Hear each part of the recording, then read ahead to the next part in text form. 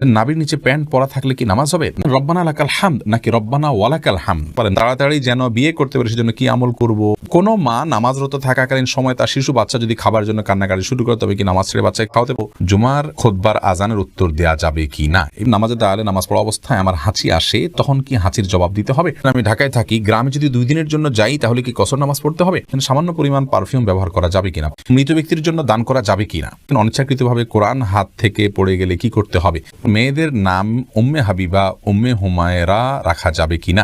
আমার স্বামী নামাজ বাসায় পড়েন কিন্তু মসজিদে নামাজ পড়তে যেতে চান না, এখন আমি কি করব? মৃত ব্যক্তির জন্য দান করা যাবে কিনা? খাবারের পর প্লেট ধুয়ে খাওয়া সুন্নত, একথা কি সঠিক?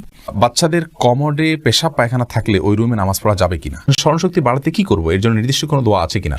এরপর জোবা হাসান আপনি জানতে চেয়েছেন, আমার স্বামী নামাজ বাসায় পড়েন কিন্তু মসজিদে নামাজ পড়তে যেতে চান না, এখন আমি কি করব?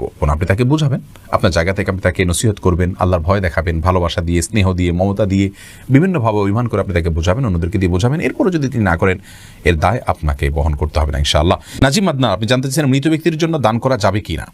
মৃত ব্যক্তির পক্ষ থেকে দান করবেন, অসুবিধা নেই, করতে পারেন। রাসূল আকরাম সাল্লাল্লাহু আলাইহি ওয়াসাল্লামকে একজন সাহাবী বলছেন, ইয়া রাসূলুল্লাহ, আমার মা মারা গেছেন, আফা আহুজ্জু আনহা, আমি তার পক্ষ থেকে ওমরা করতে পারি, হজ করতে পারি কিনা?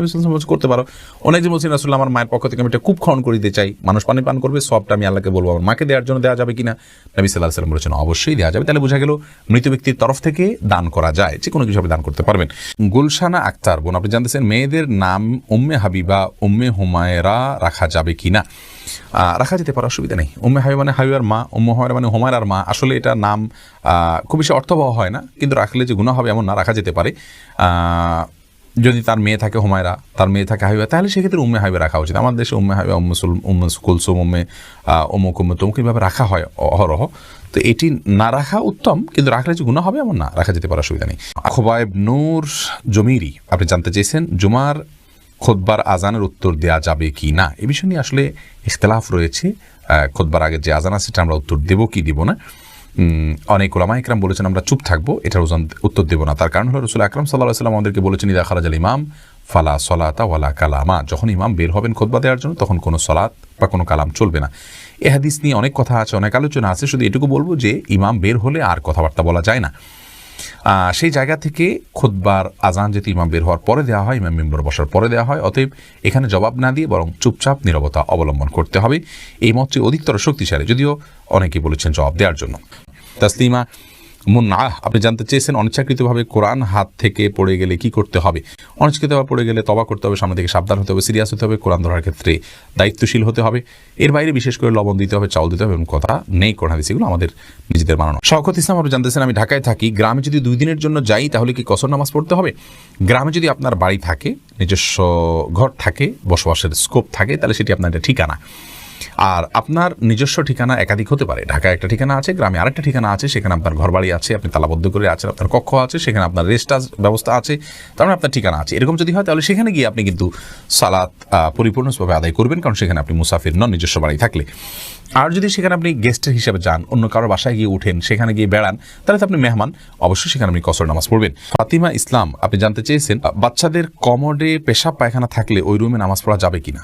কমোডের ভেতরে পেশাব আছে, ঢাকনা দেওয়া আছে, দুর্গন্ধ ছড়াচ্ছে না, কোনো প্রকার অপরিচ্ছন্ন হচ্ছে না পরিবেশ, তাহলে সেক্ষেত্রে ওই রুমে নামাজ পড়া যাবে। কিন্তু যত দ্রুত সম্ভব এটাকে আপনার টয়লেটের কমোডে ফেলে এটাকে ফ্লাশ করে দেওয়া বা ড্রেনে ফেলে দেওয়া, বের করে দেওয়া উত্তম।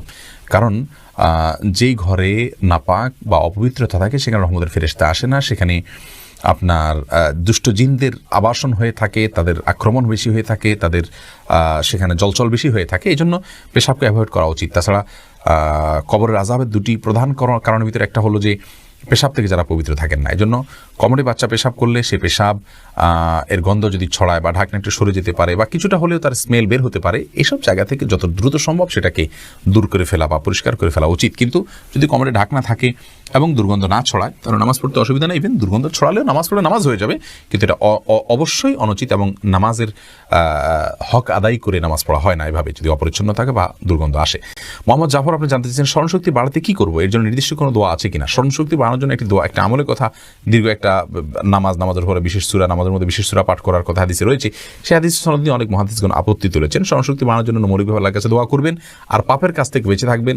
নিজের বিশেষ করে আজকের যুগে স্মরণ স্মরণশক্তি নষ্ট হওয়ার একটা বড় কারণ হলো সোশ্যাল অ্যাক্টিভিটিস বা আমাদের অনেক কাজের সাথে জগতের সাথে ইনভলভেশন, এগুলোর কারণে আমাদের স্মৃতিশক্তি কমে যাচ্ছে। এগুলো যত কমিয়ে আনা যায় তত বেশি স্মরণশক্তি ইনশাআল্লাহ বৃদ্ধি পাবে। তাছাড়া আল্লাহর কাছে দোয়া করা যেতে পারে। মোহাম্মদ জাফর, আপনি জানতে চাইছেন স্মরণশক্তি বাড়াতে কি করবো, এর জন্য নির্দিষ্ট কোনো দোয়া আছে কিনা? স্মরণশক্তি বাড়ানোর জন্য একটি দোয়া, একটা আমলের কথা, দীর্ঘ একটা নামাজের পরে বিশেষ সূরা, নামাজের মধ্যে বিশেষ সূরা পাঠ করার কথা হাদিসে রয়েছে। সেই হাদিস সনদ নিয়ে অনেক মুহাদ্দিসগণ আপত্তি তুলেছেন। স্মরণশক্তি বাড়ানোর জন্য মৌলিকভাবে আল্লাহর কাছে দোয়া করবেন আর পাপের কাছ থেকে বেঁচে থাকবেন।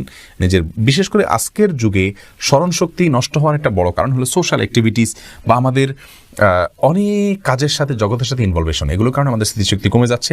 এগুলো যত কমিয়ে আনা যায় তত বেশি স্মরণশক্তি ইনশাআল্লাহ বৃদ্ধি পাবে। তাছাড়া আল্লাহর কাছে দোয়া করা যেতে পারে।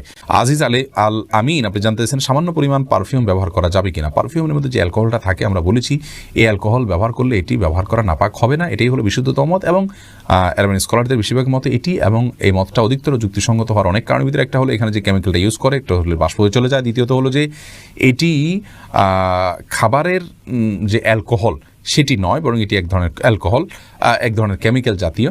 তো যার কারণে এটিকে ওলামা ইকরাম জায়েজ বলেছেন। আর এই ব্যাখ্যা আমার নয়, এই ব্যাখ্যা সৌদি আরব সর্বোচ্চ ওলামা পরিষদের অনেক সদস্যদের এবং শেখ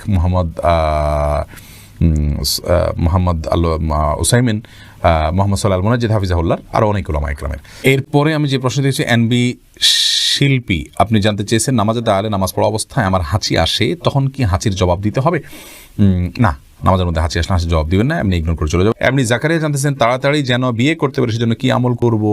আমল হলো বেশি বেশি করে হালাল উপার্জনের চেষ্টা করবেন, সকালে ভোরে বের হয়ে যাবেন, পরিশ্রম করবেন, কোনো কাজকে ছোট মনে করবেন না, সিরিয়াসনেসের সাথে কাজ করবেন, খুব ভালো করে কাজ করবেন, দুনিয়াকে ভালো করে উপার্জন করবেন, বিবাহের প্রয়োজনে অর্থ সংগ্রহ করবেন, আল্লাহর কাছে দোয়া করবেন, সূরা ফুরকান আয়াত নম্বর ৭৪ বেশি বেশি পড়বেন, মা বাবাকে বোঝাবেন, সাধারণভাবে আল্লাহর কাছে নামাজের পরে বিভিন্ন দোয়া কবুলের সময়গুলোতে হাত তুলে বা বিভিন্নভাবে আল্লাহর কাছে দোয়া করবেন যেন আল্লাহ তাআলা আপনার মনোবাসনা পূরণ করে এবং আপনার প্রয়োজন মিটিয়ে দেন ইনশাআল্লাহ বিদিনিল্লাহ। হেলালউদ্দিন জানতেছেন কোনো মা নামাজরত থাকাকালীন সময় তার শিশু বাচ্চা যদি খাবার জন্য কান্নাকাটি শুরু করে তবে কি নামাজ ছেড়ে বাচ্চাকে খাওয়াতে পারেন? না, ফরজ নামাজ হলে অবশ্যই নামাজ শেষ করে তারপরে খাওয়াবেন। নফল নামাজ হলে যদি বাচ্চাকে না ধরতে যান, না খাবার দিতে যান, বাচ্চার অসুবিধা হতে পারে, তাহলে সেক্ষেত্রে আপনি নামাজ ভাঙতে পারেন। অন্যথা আপনি নামাজকে খুব দ্রুত শেষ করে তারপরে বাচ্চাকে খাবার দিবেন। বাচ্চার কান্না না দেওয়ার কারণে নামাজকে দ্রুত শেষ করা এটি রাসূল আকরাম সাল্লাল্লাহু আলাইহি ওয়াসাল্লাম থেকে প্রমাণিত। তিনি নিজে কিন্তু নামাজকে একবার সংক্ষিপ্ত করেছেন, দ্রুত শেষ করেছেন যখন বাচ্চার কান্না আওয়াজ তিনি শুনতে পেয়েছেন। রেজওয়ানা করিম ঋতু, আপনি জানতে চেয়েছেন রব্বানা লাকাল হামদ নাকি রব্বানা ওয়ালাকাল হামদ? বোন, দুই রকমই হাদিসে আছে। রব্বানা লাকাল হামদ এমনটি যেমন রয়েছে রুকু থেকে উঠে দোয়া পড়তে পারেন, আবার কোন কোন রিওয়ায়াতে রব্বানা ওয়ালাকাল হামদ আছে, কোন কোন রিওয়ায়াতে রব্বানা আল্লাহুম্মা রব্বানা লাকাল হামদ বা আল্লাহুম্মা রব্বানা ওয়ালাকাল হামদ আছে। যে কোনোটা পড়লেই হয়ে যাবে। কাসরাতুল মাবানি তাদুল্লু আলা কাসরাতিল মাআনি, আরবিতে একটি কথা আছে যে শব্দ বেশি হলে তার মর্ম নিশ্চয়ই বেশি হয়।